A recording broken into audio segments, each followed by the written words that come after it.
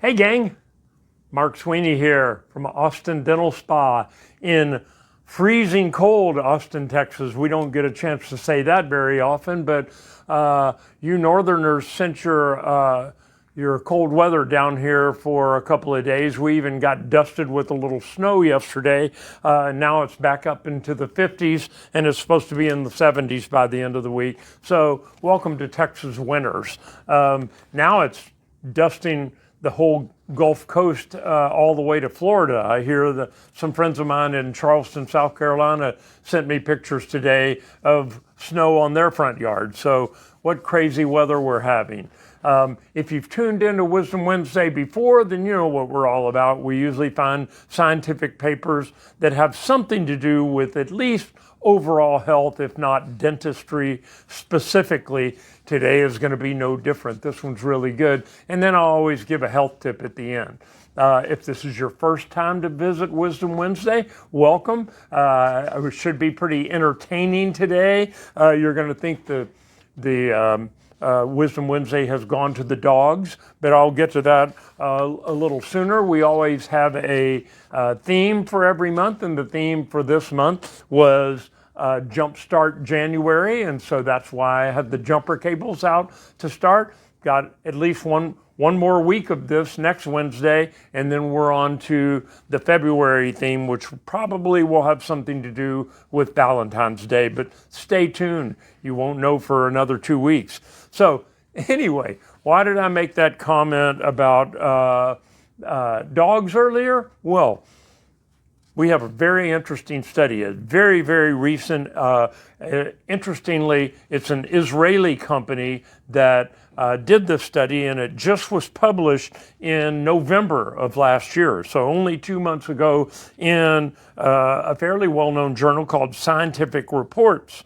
And this Israeli company took 4 Labrador retrievers, and they taught these dogs, because dogs have an incredibly more sophisticated smelling system. Supposedly they have like 50 times more smell receptors in their noses than human beings do. So they can sense things through their nasal passages much more sensitive than we are. You know, that's why they have dogs instead of humans going through the airport sniffing your luggage, because those dogs have been trained to smell bomb-making equipment or something, anything suspicious. You get down to the other end of the trip if you're going to Mexico, and they've got dogs walking through smelling luggage for drugs.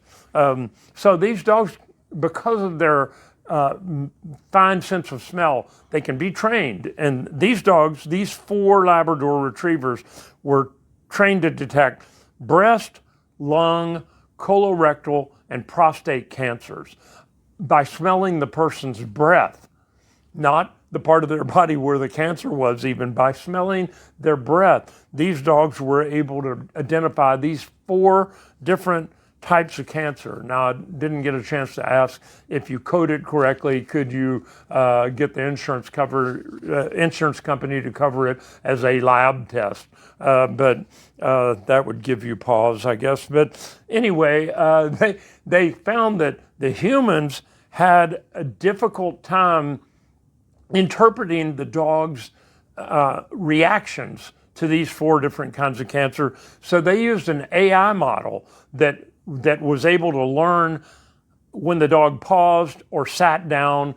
And so they actually used not only dogs, but they used artificial intelligence to figure this all out. But it's a pretty interesting study that we're on the infancy stages of this. The company in Israel, in case you want to look it up, is called Spotted Early. All run together, Spotted Early. And they partnered with medical centers all the way across Israel to test this system with these 4 Labrador retrievers. There's going to be a little more to that in a minute. So the study they tested breath samples from 1,400 participants.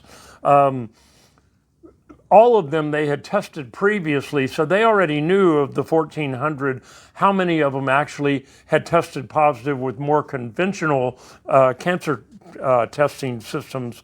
And they found that 261 of the people, of the 1,400, 261 of them had tested positive for one of those 4 cancers. The dogs had a 94% success rate at detecting these cancers. So they've detected 245 of the 261 people who were known to have early onset of those 4 different types of cancers. And they very rarely had a negative. They very rarely had a false positive, like they detected cancer and the person turned out not to have. It was like a very, very small percentage. So, of course, now other companies, Spotted Early is now, this Israeli company is now trying to train beagles. Apparently beagles are smaller, so they're easier to transport. It robs me of my lab test joke, but I'll come up with something about beagles. But for right now, I'm just going to have to hoof it. It's rough. But they're replacing them because of the smaller size, and apparently beagles are easier to train and a little bit smarter than labs. You people out there who owns labs and love labs, don't get upset at me about this. I'm just reporting, don't kill the messenger. Anyway, they're planning on doing a bigger study in the United States. So as usual, the United States comes in after things have already been discovered and decides they're going to make it even better. So they're actually planning on doing studies, and you'll hear about it from me if you heard it here first. When they continue these studies, they should have some more results by 2026. So to segue into my health tip, I wanted to kind of dovetail the two together. So I found an article, Eat Your Way to a Lower Risk of Cancer. There are actually foods that you can eat. Just on the flip side of that coin, there are foods you can eat that increase your risk of cancer, or actions you can take, not necessarily all foods, but especially things with high sugar content.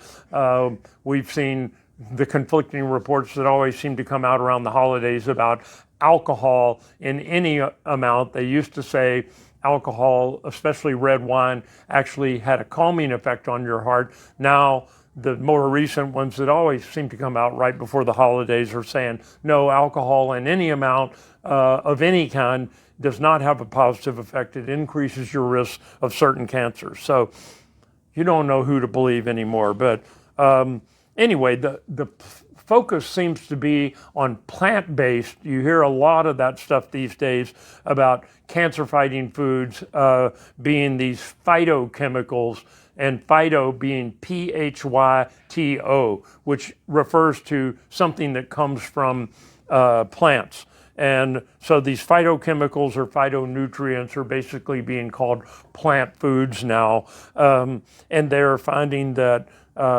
focusing on a plant-based diet will lower your risk of cancer.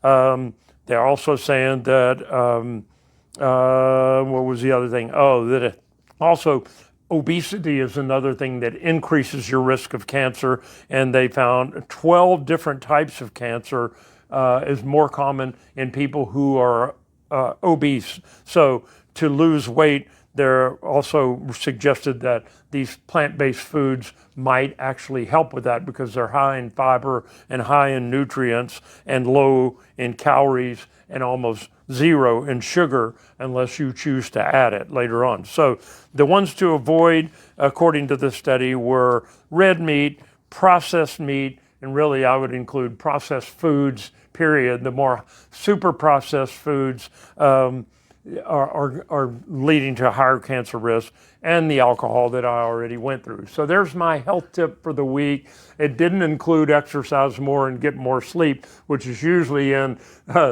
always in the studies of how to live a healthier life. But I hope you're making it through the freeze down here in Austin, Texas as we warm back up, and I will see you next week for another version of Wisdom Wednesday.